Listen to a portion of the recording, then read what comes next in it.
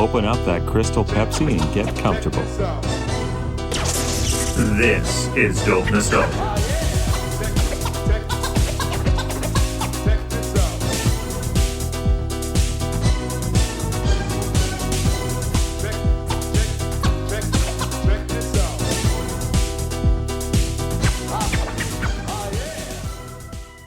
It's time for the 246th episode of the Dope Nostalgia podcast with me, Naomi, and a good friend of the show today. You hear his voice on here all the time. He does a lot of the like Wikipedia moment announcements and stuff like that. Plus, he's in a group called the River Poets. You've got to check out their music. They're wonderful. They're doing big things. And his name is Joe Johnson. Yes, the River Poets. Go look them up. They're fantastic. One of his favorite bands is the band we're going to talk about today, and that's Blue Rodeo. Blue Rodeo is very successful in Canada. They're one of our biggest groups of all time. Jim Cuddy, the lead singer, very popular in his own right, as well as a solo artist, Greg Keelor. The band's huge. You might not know them that much in the States, but I'm sure that you might know some of their songs. So to kick things off, before we get to talking to Joe, we're going to give you some background information on Blue Rodeo. Wikipedia moment. Please bear in mind that Wikipedia is not to be taken as actual 100% fact. Any donkey could edit it at any time. If I'm reading you the artist's bio, that stuff is real truth. Now, I want to start by reading from bluerodeo.com and their artist profile. The definition of a rebel is someone who goes against the grain. For close to 30 years now, Blue Rodeo has taken the road less traveled and succeeded far beyond anyone's expectations. The band emerged in the early 80s as a countrified rock band in the era of hair metal and glossy pop. Despite sticking out like a sore thumb, or maybe because of it, their single Try became omnipresent on radio across Canada and set in motion a 3-decade-long career of headlining every club, theater, and arena in Canada. In 1993, when grunge rock was squeezing commercial rock off the radio, they recorded their most acoustic album, 5 Days in July, and scored their biggest hit, selling over 500,000 copies of that one record alone. Now, with their 16th Warner Music Canada studio album, Many a Mile, Blue Rodeo's successes are measured in terms that include induction into the Canadian Music Hall of Fame, receiving a Governor General's Performing Arts Award, and acknowledgement that the band has steadfastly defined themselves by its own terms, and in the years that ensued, sold in excess of 4 million records. Formed in 1984 in Toronto, Canada, you know what? They're one of the greatest bands we've ever had from this country. So without further ado, let's welcome from the River Poets, Joe Johnson, to talk about Blue Rodeo.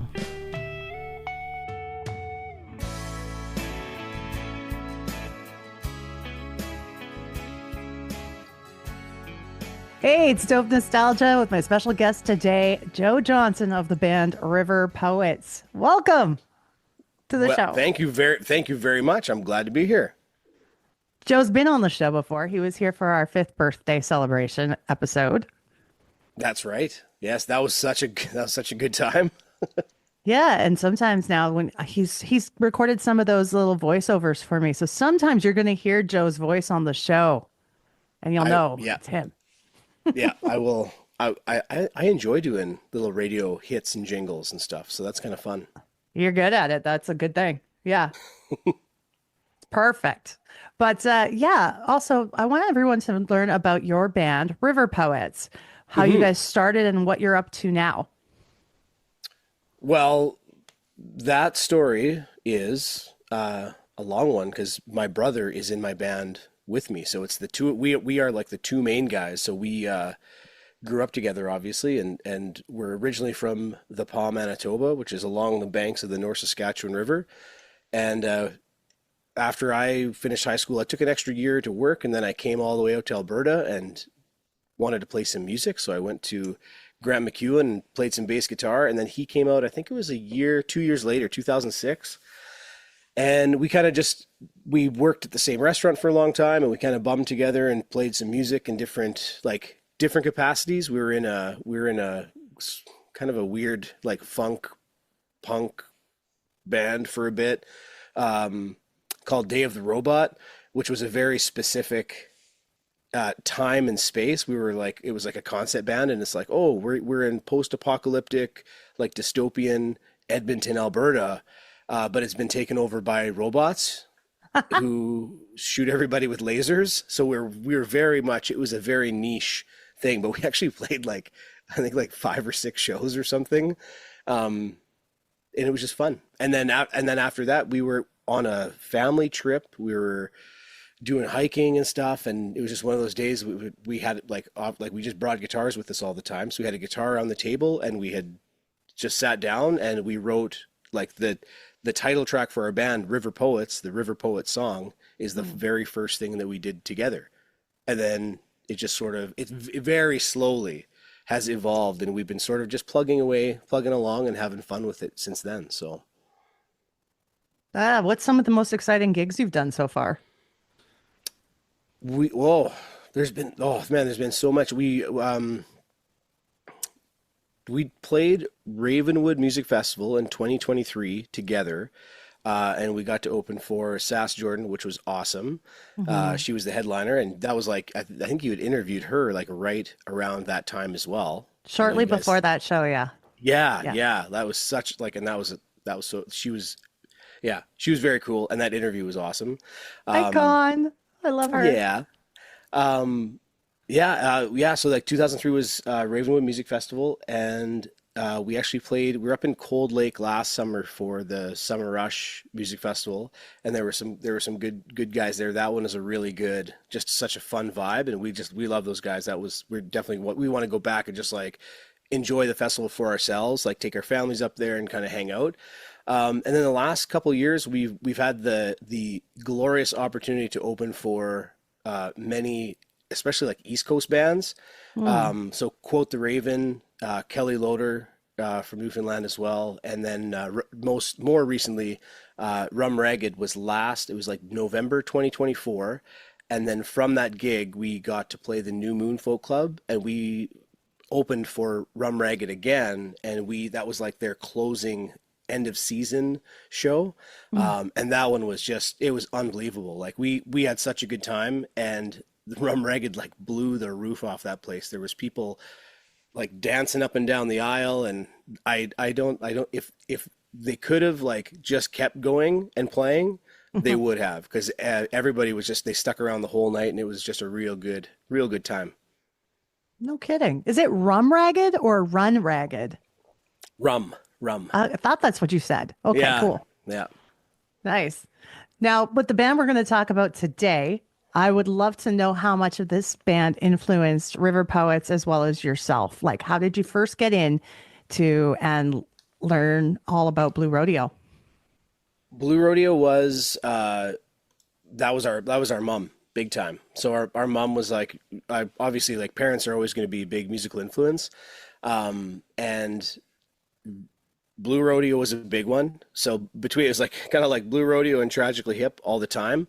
And she talked about them lots. And then we always had the cassettes in the cassette deck in the car lots. And we did like, cause in like being from the Paw, we're 6 hours from Winnipeg going south, or if we want to go and watch a concert in like Saskatoon, it's 6 hours too. So it doesn't really matter which way you go, you're in for a long ride. So it was a lot. Yeah. It was a lot of different tapes, and like those, like that, like the Lost Together album and the 5 Days in July album. We ran the tapes back on those quite often. So it was always in the background for sure. Like just kind of there, right? Is like, again, as people say, the soundtrack to your childhood. Mm-hmm. I think for me, the first time I really paid attention to them was Till I Am Myself Again off Casino. Yeah. When that video was on rotation on Much, then I started to notice them. But the actual song that actually got me into them and made me appreciate how talented they were was the song Try. Yeah. Hearing that. And that's something I heard later, even though it came out off their first album, Outskirts, in the 80s. Hmm. Yeah. Yeah. But I was like, what a beautiful song. This voice is one of the most gorgeous voices that ever come out of Canada. Jim Cuddy's voice. Yes. Well, and the talking about the voices, like with Jim Cuddy and with Greg Keelor, with both those guys, it's the complement Mhm. of those two, and for I always do this, but like whenever my brother and I do, like when we play a Blue Rodeo song, and it's usually like Hasn't Hit Me Yet, or we play Lost Together. Mhm. Um, if he's not there and I'm just playing the song by myself, I I miss it so much when he's not there. Like it feels so incomplete. Mhm. Um, and those guys, the way they play off each other, the way that the vocals work, two very different voices. People, whenever people talk about us and they come up to us after the show, they're like, "Oh, your guys." They call it like blood harmonies, right? Because it's like your brothers. Like you have that thing where it's like those voices, they just mesh and they just work really well together. Mhm. Jim Cuddy and Greg Keeler's voices are so different that Yeah. it's not that, but there's something there. There's a, I don't know what it is, like the harmonies, the frequencies of those voices match up and they just fit in each other's spots, right? It's like a little like puzzle piece. Um, and I think it's that's more where the texture. It's more texture when you have yes, two yeah, different vocal qualities like that. yeah, yeah, and it makes whatever it is, man. It just makes it sing, and I and they've been together, they've been friends forever, and like like they're family at this point. Hmm. Um, and I know like they even talk about that later on, like when Greg had like left the band, spoilers, right? And like due to health issues and things like that, and but then came back, and it was probably a lot of that was just that longing and like wanting to play music. Because like and I tell my brother that all the time. It's like I wouldn't, if you didn't want to do this, like I would still play music, but it's like I wouldn't do it. I wouldn't do this like this because this is what makes it fun, and for me, that's what makes everything click. But yeah, yeah, those voices are something else. Have you got to see the band live? Yes, yes. So, not as like as kid, like my mom took me specifically, but she took my brother to a couple as well. But like the hip concerts, I've been to like tons of hip concerts, Hmm. and I didn't get to see Blue Rodeo until I can't remember the year it was. It would have had to have been like around 16 or 2017. It was during the fires in Fort Mac. And they had the fire aid. They were doing a benefit concert at Commonwealth Stadium, and Yeah. I was looking at the headline, like it was all of these. It was like Corblund and Brett Kissel and Alan Doyle was there, um, and Blue Rodeo, of course. I think Nickelback was like the headliner at that Yep. show, and it was so like I'd never seen Brett Kissel live, never even heard of him, and I was like, this guy, like his music's not my favorite, and Hmm. I've gone on record as saying that. Really good songs, but holy Zach, I would go to his concert any day. Like he knocks it out of the park. And Core Blend is Core Blend. Like his stuff is just like it's Alberta, and it is awesome and fun. Um, and Alan Doyle, that was the concert. My wife and I I always loved Great Big Sea, but like we fell in love with Alan Doyle, and she's not a big music fan, if I'm being honest. Like she likes music, Hmm. um, she does not care about my band. She's not impressed with what I do, which I love her for that because it means there's something special going on. Because she's just Yeah. like she was not she didn't like I was playing music when she met me, but that did not impress her even a little bit. Um, but we definitely bonded over Alan Doyle. We've seen him multiple times since then. And the great thing is that for whatever reason, the last couple of years, Alan Doyle and Blue Rodeo have been like joined at the hip. They've been playing together so much. So anytime you get to see them, it's like this package deal. So Mm. yeah, I think it was 2017 was that one, and then a couple of years ago we saw them at like an outdoor. It was just like just post COVID, sort of in that era between like 2021 something like that. It might have been that summer, and there's a lot of good that act there. It was Captain Tractor and Alan Doyle and Dead South and Blue Rodeo. It was such a cool bill. um and I was going to save this for later, but this is just a perfect time to talk about it. Hmm. Um, when we talk about just the idea like that, the Lost Together album and that song, for the band, it was a departure because up until that point they'd been very like they talk about that it was during that grunge era, and there was a lot of rock happening, and they had been in New York and were trying to do that rock scene, and then when they came back to Canada they went in a little different direction, and they're playing like Americana, folky, country rock stuff. It was this really interesting blend. Um, and then that Lost Together, Greg Keelor actually came up with that song, and there's a cool story with that, but we'll get to that later. And it was like this really toned down, almost too like just too open, too emotional, just too expressive. And Jim Cuddy actually says in that interview, he actually mentions like I laughed at him the first time he put that out there. I think I hurt his feelings because it was just like it was so like overly sensitive almost. But that The song, chorus, yeah, lost. yeah, If we're lost together. It was, yeah, they thought it was maybe cheesy. yeah. Oh, big time, right? Yeah. And to an extent it is, but it hits home with so many people, um, and especially Canadians. And and part of that is just it's that we as Canadians, like we have a lot of space, right? Like there is this isolation because we just have this massive amount of land all around us, that sometimes we can get lost in it, and sometimes it does feel isolating to be farther away from people, Yeah. um, from one place to the next, and they do that with a lot of their songs, but that one I think really hits home, and it's this sing song thing. And one of the great things that has happened with this song is that anybody that's on the bill that night with Blue Rodeo, they play that song. It's the last song of the set. And they've done it every time I've seen them, Hmm. and I'm sure to this day it still happens. But they bring whoever had opened for them.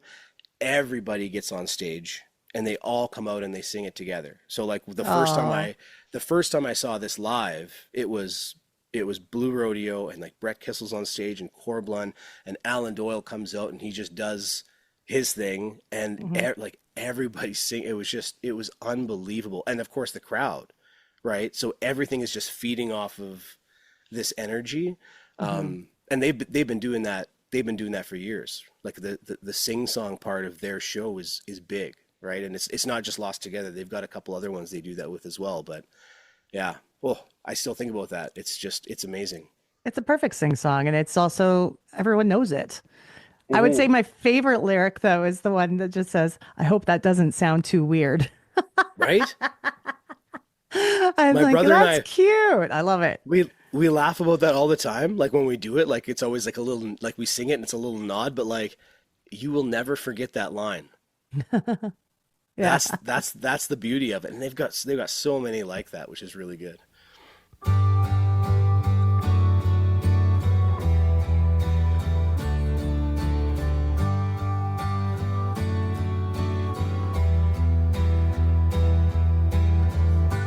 Strange and beautiful are the stars tonight that dance around your head. In your eyes I see that perfect world. I hope that doesn't sound too weird. And I want all the world to know that your love's all I need, all that I need. And if we're lost, then we are lost together. Yeah, if we're lost, we are lost together.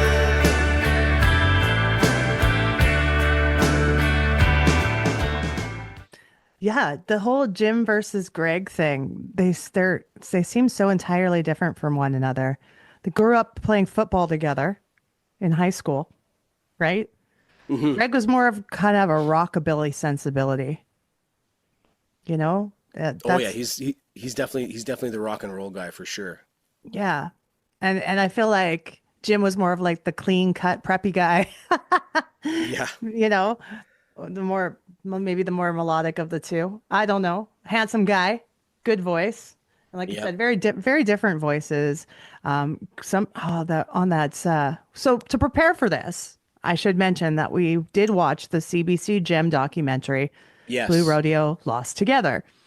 And that's where we learned a lot of things that were going on there. Like when Tegan and Sarah were talking about Blue Rodeo and Hmm. saying, she's like, sorry, Jim, but eventually Greg's voice was her favorite. So, Yeah. yeah, And yeah. I think it's a character thing in the voice too, right? Like Jim's Hmm. voice it's crystal clear, like it's clean. It is that exactly. And the really cool thing with his voice is like it hasn't aged, and they No, he talk can about still that. hit the falsettos and everything. Yeah, yeah, like it's still right there. And I think that just goes to the just the obviously just naturally gifted, um, but just the effortlessness of that of his vocal dynamic and his range and just what he can do. Hmm. And Greg's is it's a character voice. Like it's this really interesting sound. Hmm. Um, and that's always and for me, like when I think of how like as a musician myself and singer and songwriter, it's taken years for me to get to a point where I'm like, I like my voice now. Like it's only been like in the last just couple years where it's taken like, you know, and I've been around for a while now, but it has taken a long time for me to be comfortable with it and to have and to feel like I have control. So Hmm. it's something I've definitely had to work on. But I've always had that thought in my mind where it's the character because that's when I listen any band I listen to, my favorite ones are always the ones where it's the person has a very distinct like you could pick it out no matter what, no matter where you are. And Yeah. there's other singers that are better, absolutely, and far more talented, but I don't it's not for subjectively, right? But like it's not for me. Like that's not what I want to listen to because Hmm. I feel like there are a lot of incredibly talented singers, but it's the ones that set themselves apart with, and it's not that they're making their voice worse. It's just they're giving it their best with what they got, right? Hmm. It's earnest, like it's an honest. They come by it honestly. Yeah. Yeah, exactly. And I know when they first started, they were called the Hi-Fi's, Greg Hmm. and Jim, their first group to put together, which eventually turned into a band named Fly to France. Hmm. And then at that point, I think is around the time when they moved to New York City to see what they could do. Yeah, Yeah. and they yeah, and that's where they were sort of just like, oh, this isn't quite working out for what we want to do. And I mean, obviously that was the right choice coming back into Canada and just kind of re-exploring those Hmm. sounds, right? Yeah. And for us, like for my brother and I, like those sounds, even if it was just subconsciously, because I mean, obviously the music that we listen to and like our dad really got us into John Prine, so listen to a lot of country stuff. And for me, it's all the lyrical content. Like I just like that's what draws me in. But that Blue Rodeo sound, that country rock folk kind of blend, Hmm. has been amazing. And then I mean, we like I said, we listen to like a lot of Great Big Sea and a lot of stuff from out East Coast music. And the greatest compliment we've ever received was from a lady from Newfoundland. She got our album, and she's a friend of mine now. But she came back the next day and she's like, "Oh my goodness! Like these songs were so awesome." She's like, "You guys sound like Blue Rodeo and Great Big Sea had a baby." And I just like my heart, I was just like, "Oh, like just fill in my bucket immediately," because I didn't even think about it, and you don't think about it until someone says something, but it's like, yeah, like that makes sense. Like of course that's where that sound is coming from. It's just that foundation that's been built and kind of etched into our brains and our souls, right? Yes. Yes. Yeah, I can't imagine a greater compliment from a fan No. to another fan. Oh, yeah. You know? Absolutely. And that's the thing. Like we love music, but we're fans of and even like I mean, even now, like we've had this opportunity to open for a lot of really great musicians and great acts, and it's always the same. Like afterwards, we're just we are watching the sets. We're enjoying the music and being a part of it because like we are fans are like ourselves. Like we love listening to it. So and just the Hmm. appreciation, right? Like watching that unfold live is something else. Yeah. And I mean, like I said, the first album as Blue Rodeo was called Outskirts. Didn't really do that well commercially in the beginning. Took a little time, but eventually the single Try got into the rotation on Much Music. Now, I Hmm. remember the guy saying, from Much saying that the video wasn't that great, but it Right. didn't matter because it was about the song that he's like, people need to hear Yeah. this song. Yeah. Well, and Much played such a big part, like, and they say that themselves, right? They're like, they were the reason why we started gaining the traction that we did. And Much Music, I mean, like the influence of Much on so many acts, like Canadian, non-Canadian, like they had, especially during that time period, like they had pull, like what they played mattered, right? To people, and A it 100%. built, That channel yeah, raised me. yeah, oh yeah, no, and it built it up. Like, hey, ask the Bare Naked Ladies, they'll tell you the same thing. Yep. So many people can accredit their career success to Much Music. Yeah. Definitely My Bare Naked Ladies.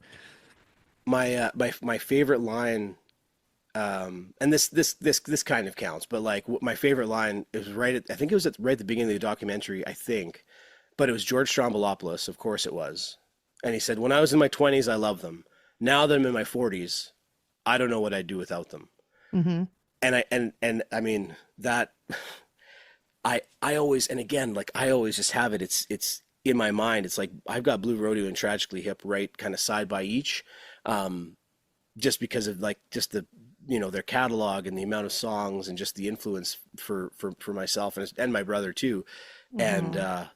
it's that I like that quote. I heard that quote and I was like, yep, like 100%, absolutely. Like it is just a part of our nature now, right? Like having their music around, and luckily having Blue Rodeo, like they're still kicking and still doing live shows, and that opportunity is there for people to go and experience that too. So if you haven't, Yep. like, get out there and do it, because if you haven't watched, and this is the same, like we talked about Lost Together and doing that sing song and having everyone come on stage and being part of that experience is one thing.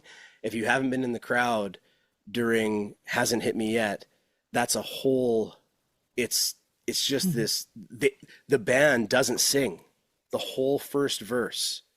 Like they just let the crowd take control. So they start, and they've done this since that song started getting popular, like in the 90s. They've been doing that. They've been playing it, and then they get to that part and the crowd just starts singing it. And I didn't know. So this was one of those stories where my mom was telling me, she's like, "Oh, Blue Rodeo, like I've seen these guys so many times. You need to go watch them live." And when Hasn't Hit Me Yet opens up, just start singing along. The Hmm. band isn't going to do anything. They're just going to be playing, but the crowd is going to take over, and and it's like this really amazing moment. I like, because to have a band do that and just be like, "Here, this is yours. Like this one is for you." Like what a gift that is. Yeah. Yeah. And so going into the 90s, they were obviously set up well by what happened with the song Try. The first album they put out in 1990 was the album Casino, Hmm. produced by guitarist Pete Anderson, who had worked with Dwight Yoakam as a guitar player. And yeah, he definitely had a vision for how he wanted the band to be. That vision didn't really include the keyboard player that much. Yeah, I mean, Hmm. he wanted keys, but he wanted it to be very commercial, very straightforward. He didn't want, and the special thing about the keyboard player was Wiseman was a wild guy. Yes. Yes, Wiseman jumped around on stage. He was part of the show. He was Big, big 100% part of part the of the show. show. He'd be hanging from the roof. They said he was playing the piano, he was playing the keys with his feet. Yeah. Yeah, so Bob Wiseman, he was popular with the fans and whatnot, but they wanted him to tone it down for the album, and this is where you could start to see the beginning of the end of his tenure with the group because of that. He Hmm. wasn't happy anymore once he was just sitting there playing. Yeah, yeah. They asked him to bring it down a notch for these albums, and I think the idea behind Casino too is like they really wanted to hit that they really wanted that to hit as a not only commercial success, but a U.S. commercial success, right? They wanted this one to really, and for Canadian bands, like in the Tragically Hip, that story is really similar too, is like getting across the border and making those songs hit the airwaves and selling records is different, right? Yeah. And it doesn't always quite hit the same. So that was the idea, was they were just going to trim the fat, as they say. They were going to get rid of the long, 5-6 minute songs, keep everything, 3 to 3.5, and really try to make these like radio friendly pop songs, like not pop, Yeah. but chart toppers. Right. Yeah. And that's really what's required of mainstream radio. So understandably so. Yeah. What was one of your favorite songs off this album? At least one. I'm sure you have. Maybe more. From Casino. From Casino, yeah. We had talked about it before. So for this one, Till I Am Myself Again, I know that was one that you had talked about. And this album was not one that I ended up listening to a lot, actually. We had this one. But yeah, like that one, Till I Am Myself Again, was definitely the one that I would have listened to the most. And again, I went back to it, and it's a great tune. And I think part of it was, it's as I was looking, like I was kind of looking over, like going over the lyrics, that the opening line is always, that's the one that gets me, like that's the one that hooks you. And he just says, I want to know where my confidence went. One day it all disappeared. And I feel like that's something that a lot of people can relate to, where you just like wake up one day and you're like, oh man, this one's rough. And yeah, and this and the structure, and you can see it, like as I was going through like the just reviewing all the lyrics for a lot of my favorite songs, you can see it, the sort of the structure in this one too. The structure, it's not different, but it's definitely tighter. It's more concise. But man, like the words are still, like these guys know what they're doing with this stuff. So I really like that, and I think there's a lot of that. There's definitely a sadness in there, but there's underlying hopefulness, we'll say, at the end. Till I Am Myself Again. Yes, there's definitely that.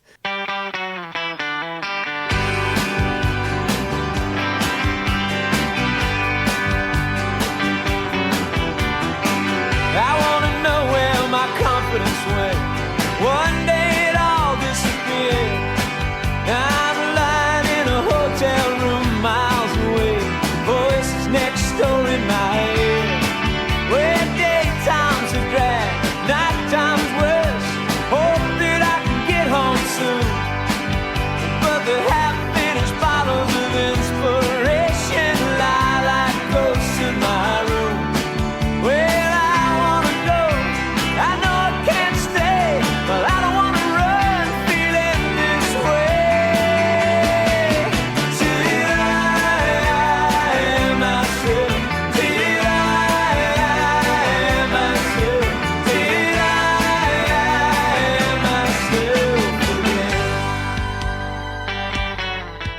One note on this album, this is the song After the Rain.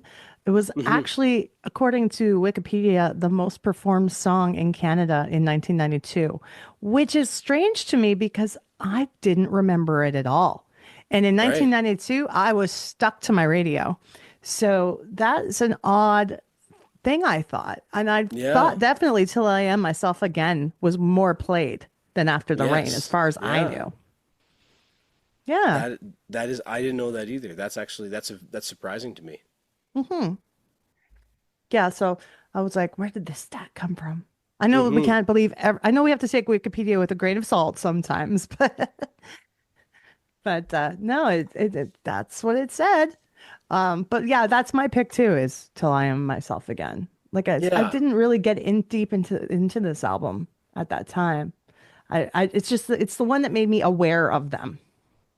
Yeah, and it's funny too, because with this album, they had Casino, and then they had Lost Together, and then and again, from the CBC documentary, as they're talking about it, it was right around that time when they were starting to get really burnt out.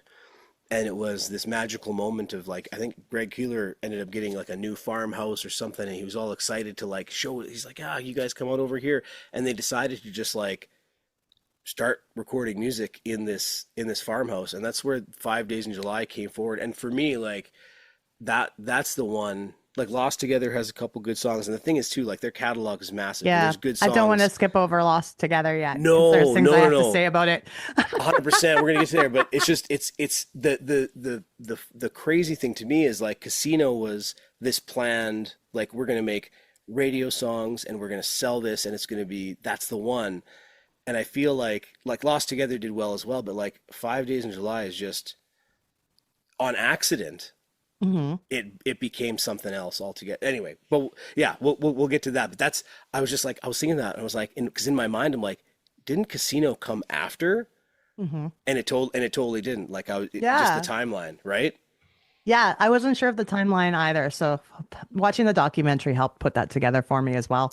But again, really well made. Watch it for free. The album Absolutely, it's out there. The album Lost Together comes out. Obviously, we talked about that song and how everybody in the band thought it was kind of silly at first, and then it becomes one of their biggest hits and a very important song for the band. In the video, this is when you kind of see, this is the announcement of Bob Wiseman leaving the group, because they built in the video a keyboard altar to him, and then they show a frame of him waving. Mm-hmm. Just a nice nod to him to say farewell, which I thought was pretty classy. Oh, yeah, because that's one of those things where like they didn't have to do that, but to see that's a very just the imagery of that is fantastic, and clearly like to them they understood his decision. But I mean, again, like with these guys, like it felt like losing a family member, right? Yeah. From the album Lost Together, what songs got to you? Which ones did you really like? This one is Rain Down on Me. Nice. Is the one for me. It's one I've kind of dabbled with it and played a little bit in the past, and it's one I've actually just recently kind of got back to, and I've been wanting to play again. And it's the lyrics in this one for me. Mm-hmm. Like it's just something else. Like the verse lyrics are so strong, mm-hmm. and it's painting this just amazing picture of this young woman having to leave home, and on the chorus is "Rain Down on Me." Like it's fantastic. The pre-chorus is what always got me. Now she talks to strangers, bring her flowers for her hair. Every night you count on me to get you out the door, and then you smile, watch me lose control. There's just something. It's like this. It's this interaction, but it's almost like this guy is like it's almost like he's just seeing her from just out of reach, mm-hmm. and there's not a lot he can do, but you get the impression that they're right next to each other. It's this really strange dynamic, but just beautiful, like lyrics, just beautiful. I love the lyrics in this song, and that's the one that gets me. And really great sing-along chorus, and the breakdown at the end of that chorus that I used to think I knew what I was fighting for moment, and the drums. I don't think that anymore. Yeah, like I love that little break, like, and it's perfect. It's just so good.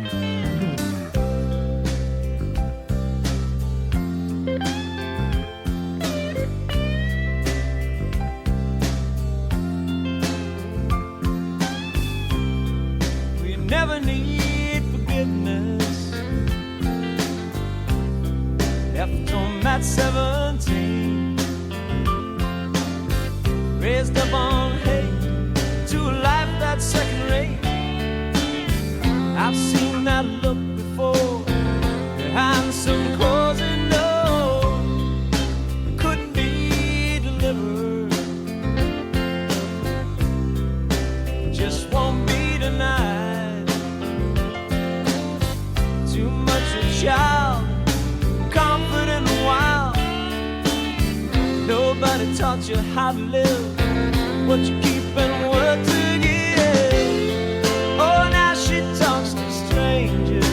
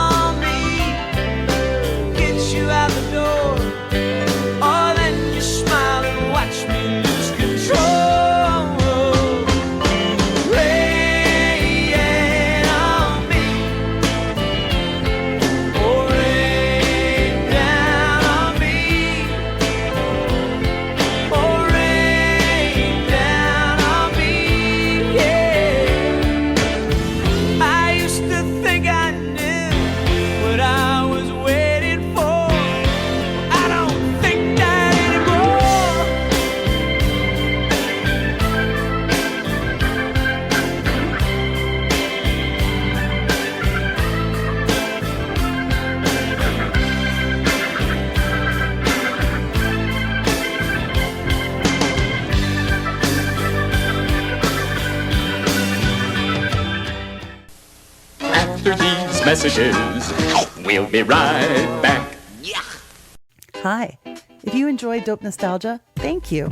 Consider becoming a Patreon subscriber today for as little as $1 a month. It helps keep the show on the air and rolling. So if you want to check out our Patreon, it's at patreon.com/dope nostalgia. $1 a month, and you'll be helping support one of your favorite podcasts. Hey, everybody, I'm Rick Campanelli, and you're listening to the Dope Nostalgia Podcast. Tonight, from wherever in the world you are listening, give a big hand for your host. Here's Ainsley. Hello, I'm Ainsley Beckley May from Price Tag Pod, and I'm so excited to be a part of the Dope Nostalgia Podcast. Price Tag Pod is a new cheesy game show podcast due to release on April 2nd. Price Tag Pod attempts to put a price tag on your dignity, and to do this, the show breaks down into 3 easy parts. First, we ask our guests 11 uniquely ridiculous questions. £376. You have edible glitter in all of your drinks for life. Oh, who would agree to that? No, never. $500, Tim. Oh, $500. For the whole of next year, you have to have a mullet and a mustache. Ooh. $100. Would you drink from your best friend's toilet bowl? Oh. Next, we negotiate a price. £110. I think it's definitely worth more. How much you got, pal? Give me a number.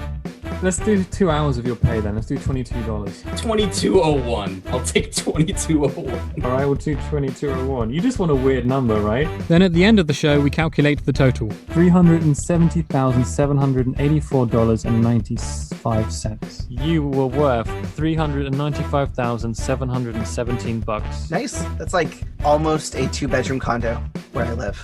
And that's it. We have fun, the guests have fun, and we see how cheap or expensive people's self-worth really is. To follow the show, just type Price Tag Pod into your friendly neighborhood Google engine, and we'll show up somewhere. Have a great week, and we'll see you on the show.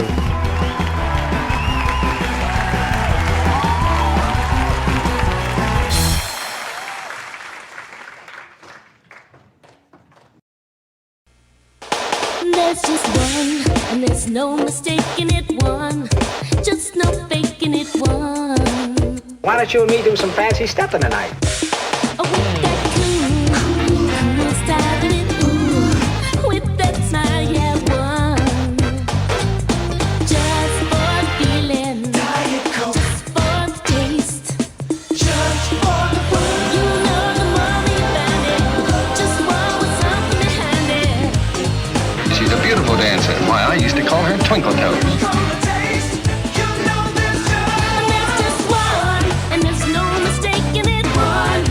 Can you do this one? There's just one. You're not so bad yourself. Just for the fun. 1 calorie. Just for the taste. Some for you. Thanks. Some for me. Diet Coke. Yeah, but like you were saying too, then they kind of they were, feeling a little run ragged. So they were going to take some time on that farm. Mm-hmm. Chill out, jam acoustically, set it up really interestingly with like blankets around the drum kit, and just made like a little home studio almost, with friends and family coming by to jam and visit, including Sarah McLachlan, who's always had a very strong relationship with the band. Mm-hmm. So she was a part of that whole process too. And then they end up recording another album, even though they were trying to chill. I love how this, and again, this is just the beauty of music and art, right? Where you get these, as Bob Ross always liked to say, these happy little accidents. Yeah. And I think that's where the best stuff kind of comes alive. Like, they weren't trying to do that. They mentioned there, like, just the feeling of just being like totally like just relaxed, and everyone was kind of hanging out and doing their own thing, and then they would sort of just like come together. And every once in a while, when they were about to do a take, like Jim or Greg would like just kind of yell out the door, like, "Hey, like, we're recording, everybody just quiet for a minute," because they're, partying at the pool or whatever, just outside the door, right? Mm-hmm. Then they talk about like, recording by candlelight, and the guys are in there, they got the cans on the over the ears, and you can hear like there's like dogs barking and stuff in the distance, like just really cool, like those rural sounds, right? Yeah. And they mentioned that they're like the sounds of the guitar and the fullness of the sound, but also the spaces in between. Like when you listen to that record, there's so much room in between these sounds where everything is kind of just breathing, and it's just allowing it just to be organic and just amazing and natural sounding. Yeah, I was trying to think about a way, like as we're talking about your pod and how to bring that into like that nostalgia era. It was hard for me too, because I'm trying to think of Blue Rodeo and I'm going, I know that we're trying to focus on a specific time, and these guys, their career obviously spanned pre-90s and then post-90s, but really it blew up in that, like right in that wheelhouse. But the sound of that album specifically, there's almost like this 70s, like, you know, it's capturing this moment in time of like Neil Young's Harvest almost, where you're getting like those, it's just that like live off the floor. Not, I would say it's a little bit more polished and not quite as like heavy hitting kind of thing, but just you get that 70s sound that they created and captured in the 90s, but you listen to it today and it's still right there. Like all those things are just immediate, and and when you think about that timeline that encompasses, like that's almost like a 50-year era. And then I always think of, when I think of Blue Rodeo, just timeless, right? And I know sometimes that can get kind of tossed around a little bit more, but that, like, and especially that album, like it truly is, because it's not quite country, and it's not quite folk, but they're telling stories, and then there's these elements of rock that just sort of like swell up in between throughout, and just I mean, it was, you know, it's just a testament to having these individuals coming together, and that magic is happening, right? Mm-hmm. Perfect time and space, as they say. And then they had to go back to work again. Yeah, because right? they just it took off. I would say my favorite track of theirs, period, bar none, is on this album, and it's Bad Timing. Yes, that one, absolutely. I was talking with somebody about that today, and being from, like, because we are living in Alberta, that first line, just got in from way up north, I'm aching tired now and I could use a friend. Like it's I think part of the beauty of Blue Rodeo and the relatability of it too is, I mean, obviously we've got a working class in Canada that they're doing shift work. A lot of time that's forcing us away from family and friends and stuff like that for long periods of time, and then coming back. And you do feel isolated, and you can, those feelings of loneliness can kind of pull up as well. So that relatability is there. And again, but it ties into, right, that Canadian landscape as well, because you've got that space and there's that openness there. And then coming back, and and maybe it was their experiences of being on the road in a way, like I know in the documentary they talk about being away for a while, and it's like coming back and it's like, oh, my girlfriend that I thought I had is actually dating, her roommate or whoever now, and it's like I guess we were on the road too long, like we're not together anymore. Yeah. So those feelings of like, oh, like I just got back from way up north, and now like I need somebody, or that person's not there, and always, and I don't know if it was intentional or not, but a lot of their songs, I always feel like, especially the love songs and the tragedy of a lot of them, is that it feels like they're beside the person, and you can almost be interacting, like, close enough to be physical with that person, but it's never that immediate. It always feels like there's a space between, or just out of the way. And then the bad timing is, for me, it hits like the teenage years, right?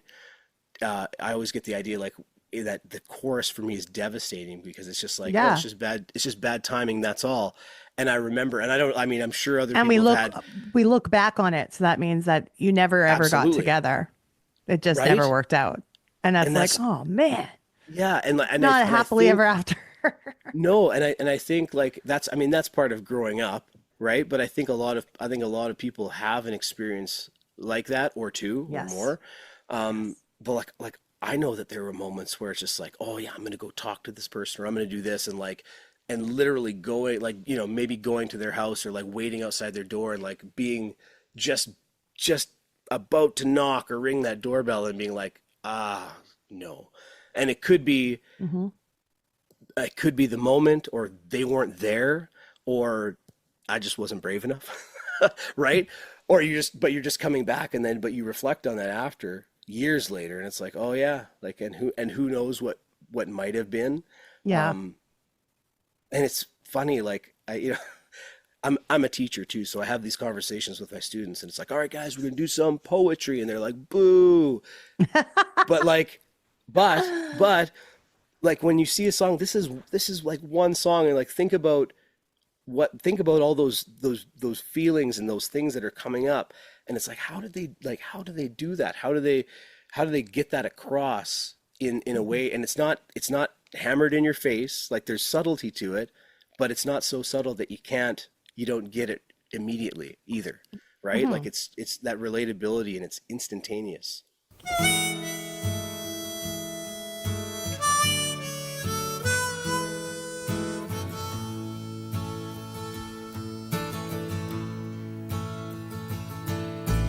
Hey, it's me, what a big surprise.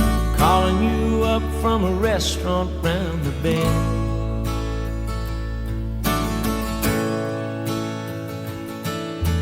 Just got in from away up north, making tired now, and I could use a friend. I might be a fool to think that you do wanna see me again.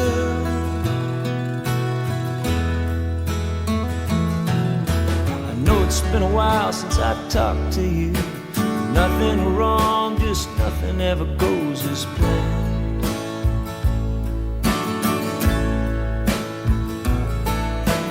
Many times I thought I'd call, didn't have your number in my hand.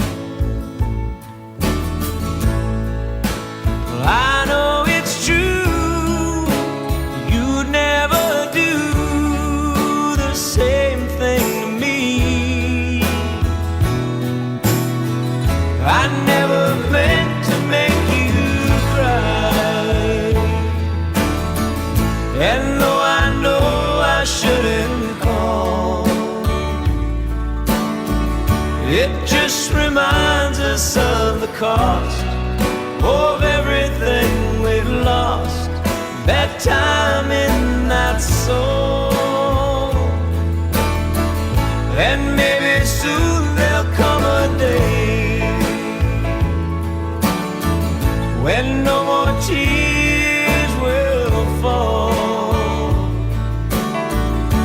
We each forgive a little bit, and we both look back on it. It's just that time in that soul.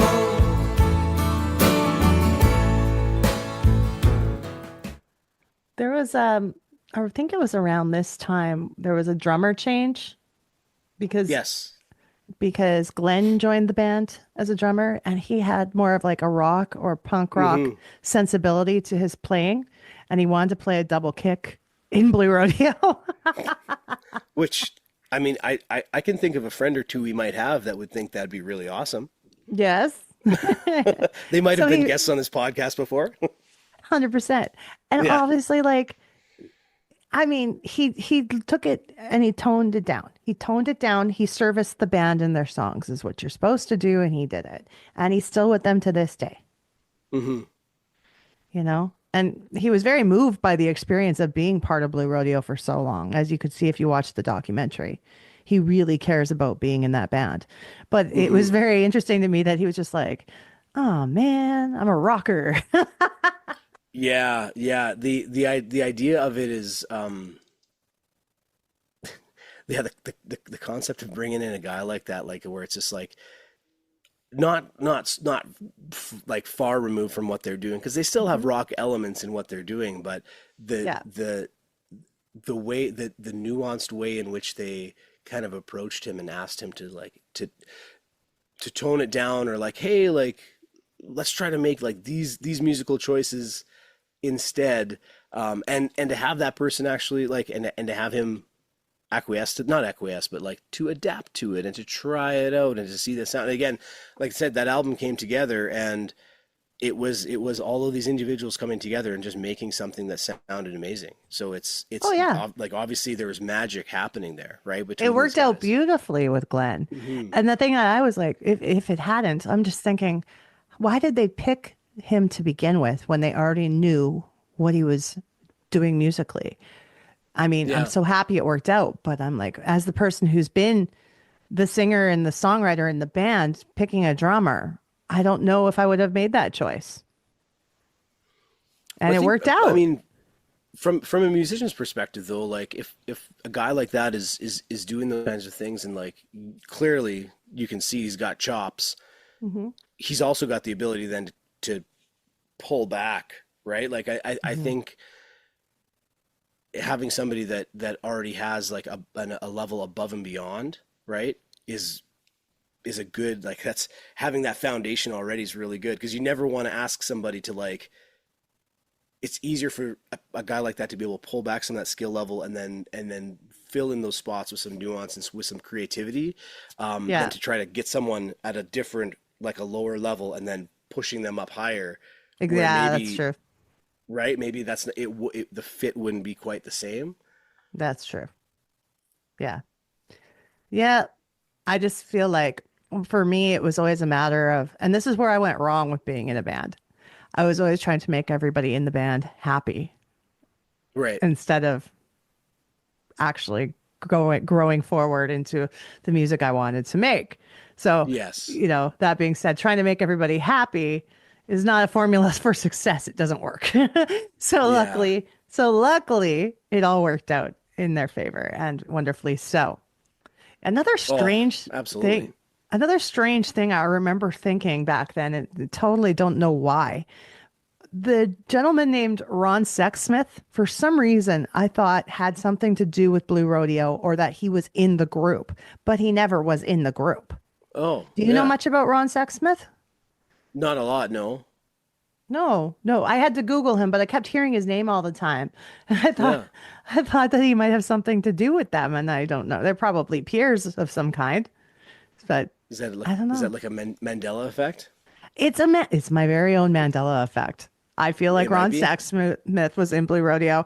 If you're listening to the show and you know about Ron Sexsmith, tell me why I'm having these thoughts and ideas. Give us a call on the Dope Nostalgia hotline at 1-888-741-9192.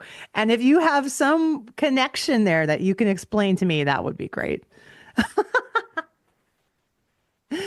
I don't know. I feel like they're associated in some way. They apparently him and Bob Wiseman are acquaintances and have done some stuff together. And Sexsmith, it looks like he's performed with Blue Rodeo before. In the But that's band all I doing know. their songs? Probably just probably a live kind of get together and playing together. Okay. But I mean, like, I accept that. That works. Canadian musicians coming up around that time. I mean, Sarah McLachlan's hanging with them, so Yeah. right. Oh, And like, they collaborated with and so they many knew- people.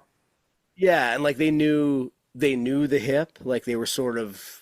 I think it was almost like two ships passing in the night with those bands, especially earlier on in their careers. Oh, yeah. They never directly were doing stuff and working together, but they were very much aware of one another. They've collaborated with artists such as Sarah, The Hip, Burton Cummings, Great Big Sea, Jan Arden, The Sadies, Sky Diggers, Crash Vegas, Cowboy Junkies, Sarah Harmer, Kathleen Edwards, Jill Barber, and more. So there's been a lot of artists who have been lucky to play with Blue Rodeo. Oh, absolutely. The Tragically Hip connection and Blue Rodeo. I remember there was an interview, and Cuddy and Keelor were talking about them, and same thing that they mentioned, like they kind of knew these guys, and they had obviously like a similar trajectory within Canada and with the records they were selling and the timeline because it was pretty similar. And they would cross paths earlier on, like playing different places. A lot of times, like out in the East Coast, stuff like that. But they said it was actually not until 2013 they were in Newfoundland, and they played a show for the Eagles. So the Eagles were the headliner at this show, and it was this crazy thing where I think it was supposed to be Blue Rodeo and then the Hip and then the Eagles. So that was like the top kind of three bills. And there was over 30,000 people in Grand Falls in Newfoundland. It was super hot, and the Eagles were headlining, and it was a lot of just Canadian bands coming up. And then right before, so the Blue Rodeo had played, and then right before the Hip were supposed to go on, the Eagles inserted the son of some guy who owned the Knicks, and he had this really terrible blues band, but they were using his dad's private jet to fly in and out of Newfoundland. So they're like, yeah, like you can come on and play.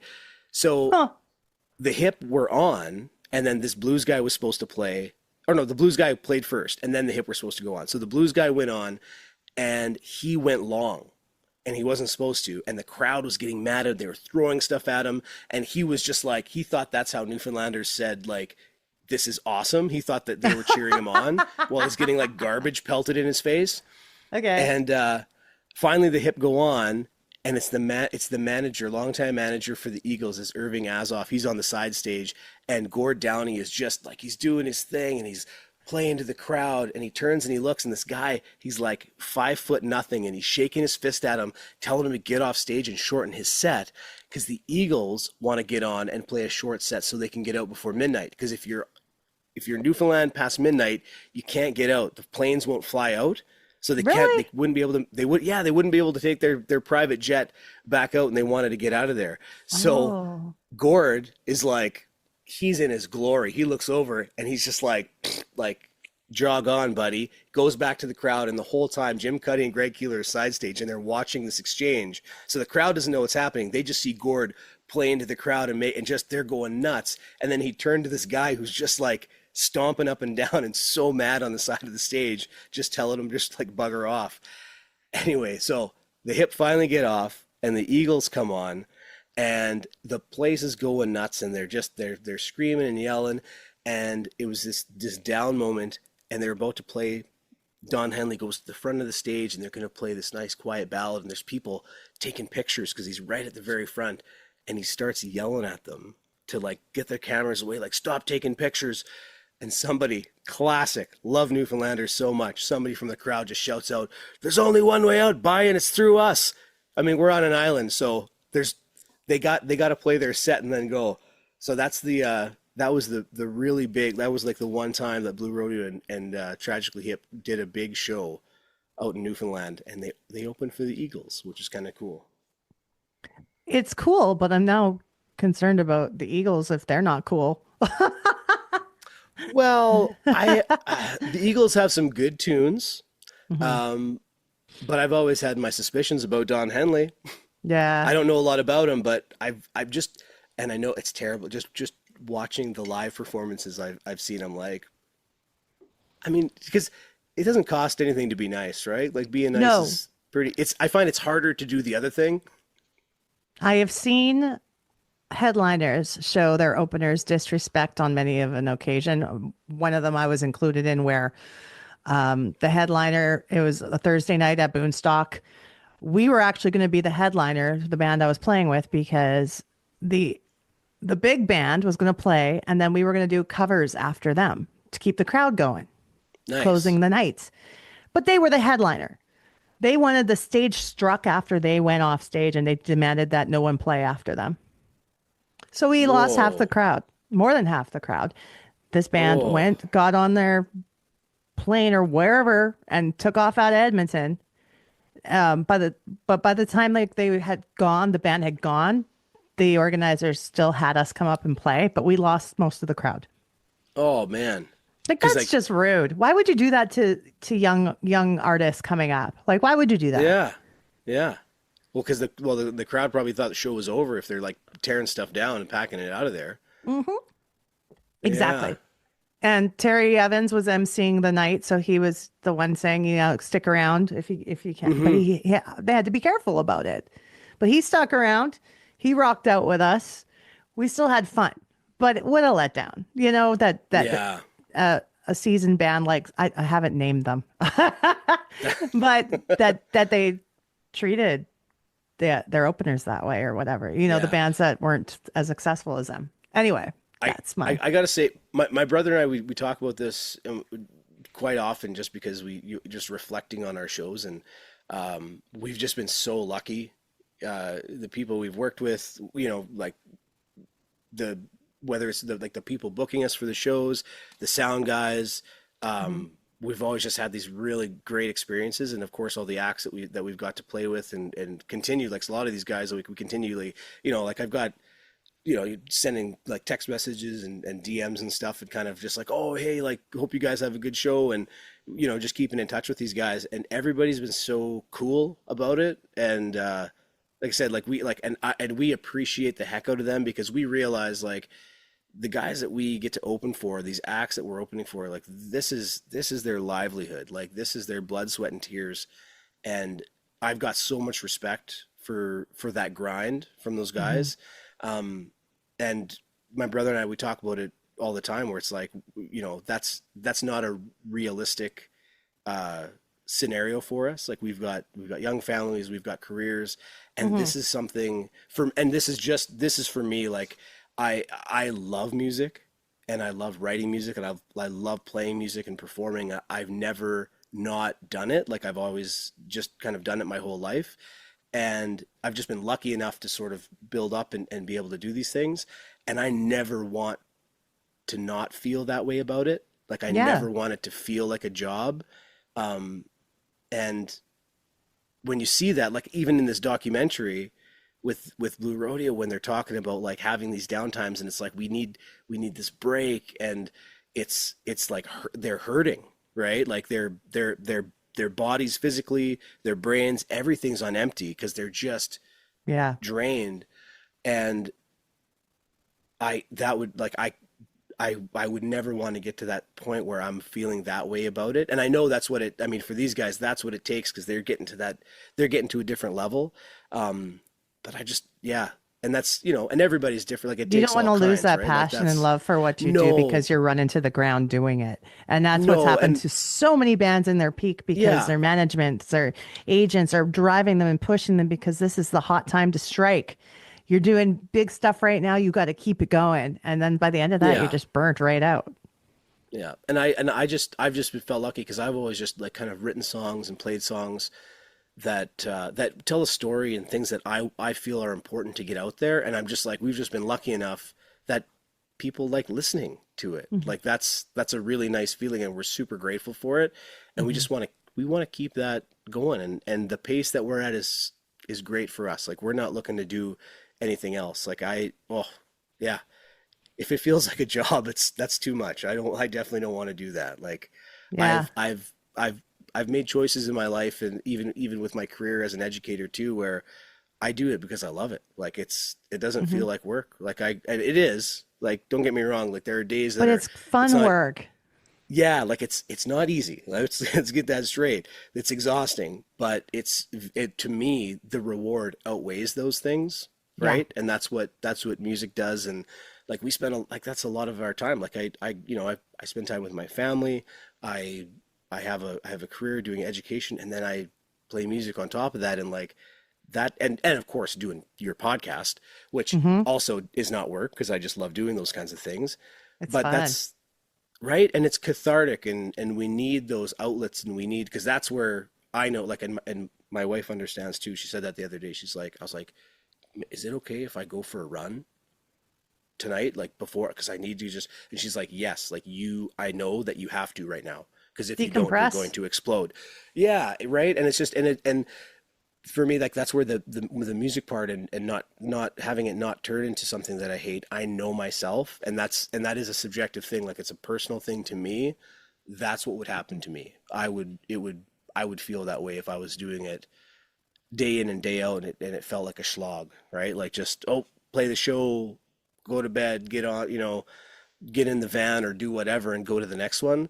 But again, I respect the heck out of guys that do that because what they're doing is important, right? And not just for them and the fulfillment they're getting, but for the fans of the music, for the people that aren't fans of the music, and for generations down the line, right? Like like my mom listened to Blue Rodeo, like my grandma listened to Blue Rodeo. We do, like our kids will listen to it because we will play it for them too. Yeah. Yeah. I figure as we're getting towards the end of the 90s here and we're talking about what they've been up to, what the things that have happened leading up to now, a really rough time with Greg Keelor when he started to have trouble with his hearing and he developed tinnitus to the point where he had to leave the band for a while because he tried to find ways to do it. They play with an incredibly, like virtually no stage volume, which is impressive. Yeah. To help him with that. But he was in pain listening. He was in pain. Yeah. And that's really difficult to deal with. Oh, absolutely. Like I know, like because he had diabetes and then the tinnitus and his difficulty hearing, but like not only just difficulty hearing, but he was hearing sounds like from the tinnitus and then pain, right? He was talking about migraines and that's as someone who loves music and plays music and writes music as anybody would, that's our nightmare. Yeah. I went through a stretch last year. Last year was, it was awful. I got sick so many different times in different ways that I'd never experienced before. And I won't get into details with all of them, but there was like 5 or 6 things that were just awful. But the one, I woke up one day and I had an ear infection. I was just like, and it was like totally like I could pat my ear and nothing, like not even hearing the little thump. And it was like I went to emergency. I went to the doctors multiple times and got different things, and they're just like everything like it's an ear infection, and it's bad. And the one guy said, what did he say? He said this is angry, and I'm like, great, that makes me feel better, thank you. An angry ear infection. But yeah, like essentially like zero hearing in one side, and it was like I want to say like close to 3 months. Throws your balance off too. Yeah, just everything, and of course like just scared and it was. So for Greg Keelor, like I understand like when he made the decision to eventually step aside and kind of take a seat back from Blue Rodeo. And the bad thing is, and I we don't know these guys personally, but even Jim says in there too, where he's just like, yeah, he told me over the phone, like he quit over the phone, right? And I think Greg was probably just like coming from a place of just being absolutely terrified, like dealing with so many things and like probably not even be able like it's this is frustrating, a guy, like, it's painful, and it's embarrassing, right? Yeah. And there's and through no fault of his own, like this, like these things just happen, right? But yeah, the stage setup that they showed there, where it's like basically silence, like you could just be on stage, like talk to each other, and everybody's got in-ears except for Greg, who's got one amp that's not overly loud that he can hear, and like they tried to make it work, and kudos to them for working so hard to try to make it work too. Oh, 100%, right? Yeah. But guess what? Yeah. He came back. He did. He came back, and he's there, and they're doing stuff now. I didn't get like did something change? Like obviously he's to a point where it's manageable. Obviously, it must be manageable because they don't actually go into why it's manageable and why he can do it now. Yeah. I'm assuming they're still being very careful about things, and maybe the condition improved. I don't know if that's possible. Yeah, well, I definitely experienced tinnitus with my ear infection, and that was also like when you start hearing that ringing, like I was like, oh my God, like because part of it is like, is it psychological, right? And then you're questioning yourself a lot that way too. But yeah, so I couldn't even imagine. So yeah, it could have definitely come down. It could have. I don't know. I don't think I've experienced tinnitus. I have pulsatile tinnitus sometimes. And that's the one where you hear whooshing in your ear or your own heartbeat in your ear. Oh, okay. Yeah. Yeah. And it comes and goes like over the last 3-4 years or so, maybe longer. I've dealt with that, but it comes and goes. In my case, it's probably just fluid in the eardrum, behind the eardrum. And Yeah. that's about it. Yeah. I know. But- Like, I think mine is it's something for me. It was because I've had like not the ear thing, but like just different like sinus issues in the last little while, and like all that stuff, all those pathways are connected. Yeah. And that's sort of been part, like I've done some like antibiotics and stuff to kind of clear things up. And I think that might have been what happened. It might have started in my sinus and then did something else. But yeah, just no fun, not a good time. Sometimes it's pressure issues too. Like all it took for this last bout of it, all it took was me taking a couple plane rides and I was good as new. Isn't that weird? Just the change. Just Yeah, pop my it back in Eustachian. place. Yeah, my Eustachian tube cleared right up, and Yeah. yeah, a little Grey's Anatomy here for you guys. A little medical, some medical Oh, drama yeah. for the listeners. Yeah. I said I took some antibiotics. I went and seen doctors. I got some acupuncture, like behind my ear. I don't know what they did. I Wow. was just like, I trust you. I mean, it cleared up, so I don't know. Yeah. It's a combination. It's a combination of all those things. It was the melange, if you will. So, getting closer to the end here and wrapping things up, what else would you like to add about Blue Rodeo? Because the band's still together. They've been inducted into the Canadian Music Hall of Fame.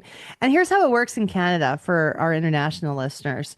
Once a year, we have our Juno Awards, which is like the Grammys in the US. But one artist gets inducted into the Canadian Music Hall of Fame on that evening as well. So it was 2014.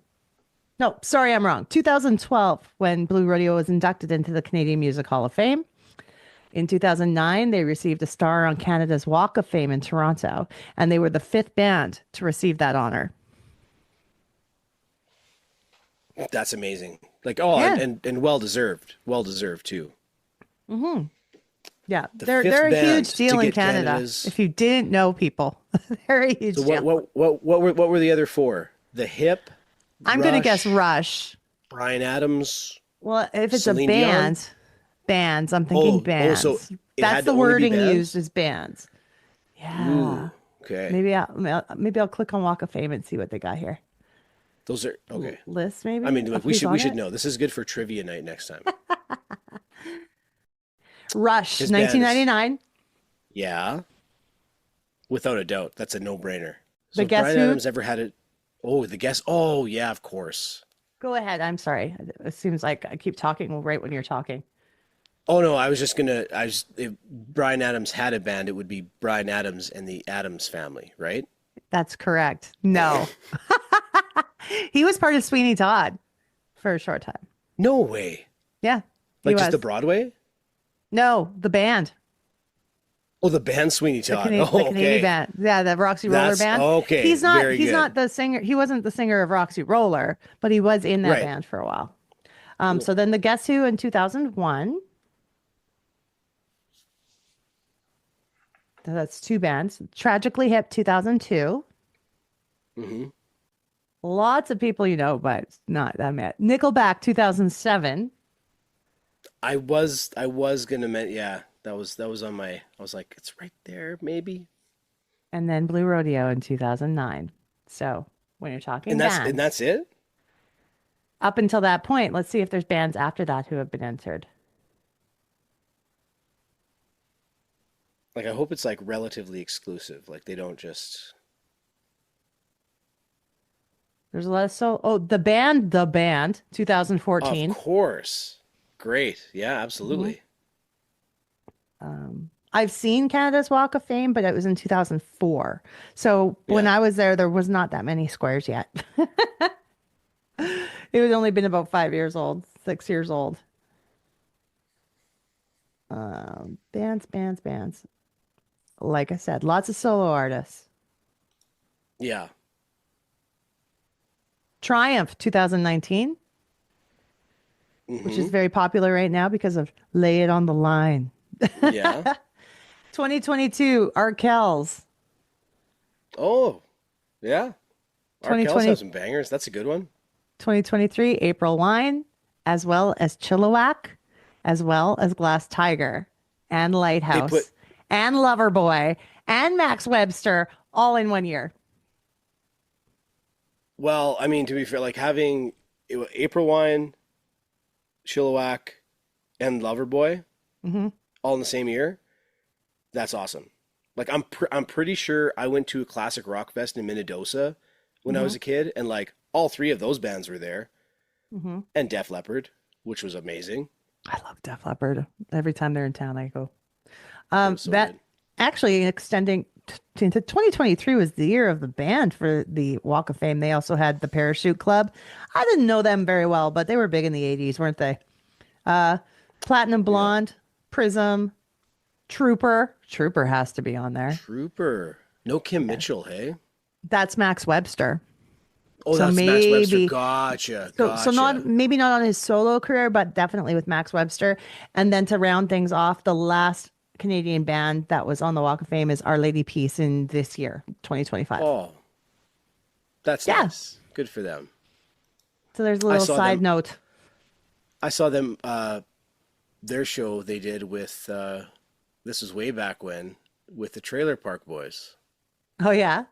That was one of the coolest shows ever because it was like the Trailer Park Boys came out and it was like stand-up comedy in between all these acts and the songs. It was so great.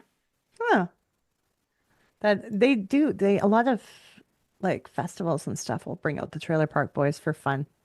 Always goes over well.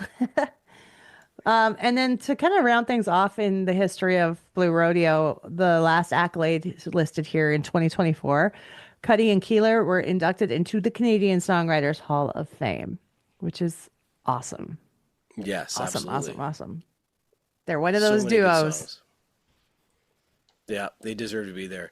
I did want to touch on, just because I didn't get a chance to talk about this song, but this is a staple song for River Poets. We love to play this tune, and it's on 5 Days in July, Cynthia, track 4 on there. And the reason why this one for me is just like such a cool tune and so much fun is that if you look up songs about aliens and UFOs, this song is usually like top 3, but a lot of times it'll be like on the number. It's not a big, there aren't a lot of like lists about it, but these lists exist. And when you think of the timeline of this, like 1993 when this album came out, and you've got lines like, and you stood in their beam of light and they showed you the bones of the moon. Well, I hope you get to go there real soon.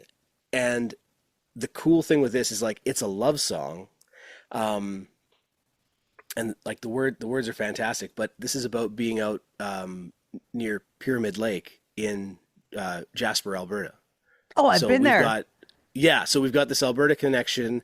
UFOs are all around. It's 1993 when the song comes out, so it's in that 90s phase, and it's like, it's like there was a craze. There was a 90s alien craze during that time. Like I don't know if you've ever talked about it on the pod. I don't know if I've heard you talk about this, but like the "Take Me to Your Dealer" posters. Nope. No? Okay. Nope. So like those, like the alien posters and like he's smoking a joint, right? Like those were in every bedroom, I think. I like Take me of to all your my dealer? friends and and like all the people that I like hung out with when I was a kid. And then of course like the X-Files, right? Yeah. So it's just like when I hear that song, like I immediately start thinking about that stuff. Like, no, that's that. You know what? I think that's the song we're going to play, the clip of Cynthia, to wrap up this episode. So that, I think that's a no-brainer. Yeah. And there's like all good Blue Rodeo songs, there's some amazing harmonies as well. So you can't miss it. Very cool. Oh, Joe, thank you so much for being part of the show. Oh, I appreciate it. Thank you for having me on. This has been a lot of fun. I just want to share the love of Blue Rodeo with the world. And hopefully, you know, Greg and Jim, you're out there. I have asked them to be on the show. I have reached out to Blue Rodeo in the past, but they weren't doing interviews at that time. So, guys, we would love to chat with you anytime. That would be great. Yeah. I'd come and say hello. Yeah.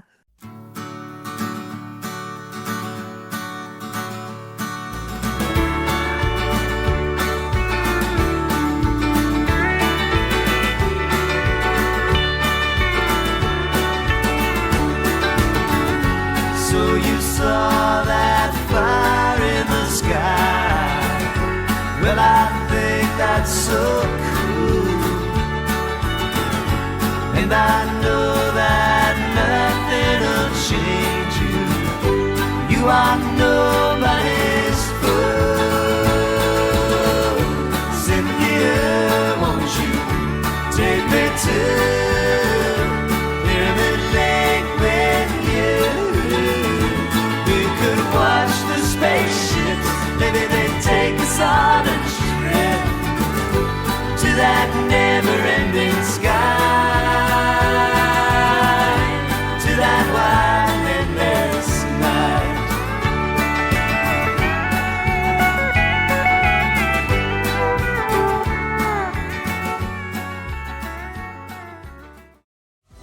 Social media, yeah, we've got it. Send us an email, dopenostalgiapodcast@gmail.com. Twitter, Nostalgia Dope.